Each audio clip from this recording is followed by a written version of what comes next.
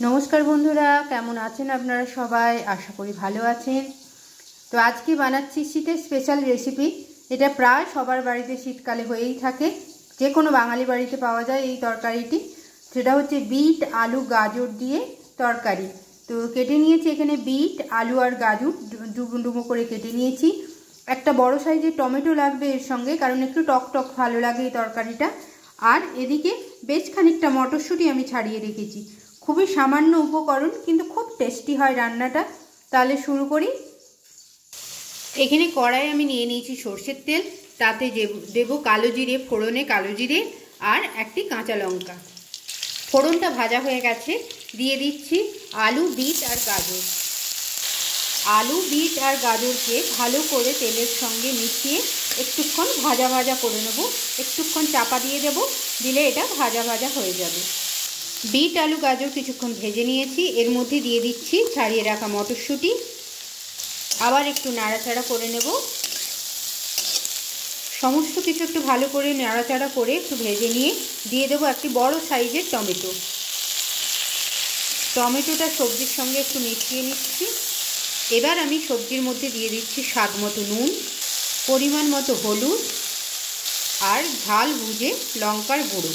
এবার ভালো করে সমস্ত মশলা সবজির সঙ্গে মিশিয়ে নিতে হবে। মশলার সঙ্গে দিয়ে দেব অল্প একটু আদা বাটা। এবার ভালো করে আদা বাটা আর মশলার সঙ্গে সবজিগুলোকে কষিয়ে নেব। সমস্ত মশলার সঙ্গে সবজিটা ভালো করে আরও কিছুক্ষণ ভেজে নিয়েছি। এবার দিয়ে দেব পরিমাণ মতো মিষ্টি। মিষ্টিটা একটু বেশি যায় এই তরকারিতে। এবারে একবার সামান্য একটু নাড়াচাড়া করে দিয়ে দেব জল। আলু এবং গাজর এটা তো তাড়াতাড়ি সেদ্ধই হয়ে যায়, আর মটরশুঁটি তো খুবই অল্প সময় সেদ্ধ হয়ে যায়। একটু ওই বিটটাকে একটু নরম করার জন্য, বিটটা শক্ত থাকে, বিটটাকে একটু নরম করার জন্য জল দিয়ে আমরা কিছুক্ষণ ফুটতে দেব। জল দিয়ে কিছুক্ষণ চাপা দিয়ে সেদ্ধ করে নিয়েছি। বিট আলু গাজর সবই আমার সুন্দরভাবে সেদ্ধ হয়ে গেছে। বিশেষ করে বিটটা ভালো সেদ্ধ হয়ে গেছে। এই সময় আমি দিয়ে দিচ্ছি, সামান্য একটু জল আছে, আমি দিয়ে দিচ্ছি একটুখানি আটার গুঁড়ি, যাতে তরকারিটা একটু গায়ে মাখা মাখা হয়। একদম জল জল ভাবটা না থাকে, একটু গায়ে মাখা মাখা হয়, তবে খেতে ভাল লাগে। একটু মিশিয়ে নিচ্ছি আর একটু ফুটতে দেব।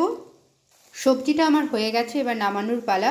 যেহেতু এটা শীতকালের সবজি, তাহলে বেশ কিছুটা ধনেপাতা না দিলে ঠিক মনটা ভরে ওঠে না। দিয়ে দিলাম বেশ কিছুটা ধনেপাতা আর মিশিয়ে নেব। আমার স্বাস্থ্যকর পুষ্টিকর একটি সবজি, শীতকালের অতি স্পেশাল একটি সবজি তৈরি করে ফেললাম। তো এবার নামিয়ে নিচ্ছি। তাহলে বন্ধুরা, তৈরি করে ফেললাম শীতকাল স্পেশাল সবজি বিট আলু গাজরের তরকারি। অতি পুষ্টিকর সুস্বাদু একটি রান্না। তো বাড়িতে এইভাবে একবার ট্রাই করবেন। জানি সবার বাড়িতেই শীতকালে এই সবজি হয়ে থাকে। রুটি ভাত সব কিছুর সঙ্গেই খুব আনন্দের সঙ্গে খাওয়া যায়। তাহলে বন্ধুরা, আজকের মতো এইটুকুই রাখলাম। নমস্কার।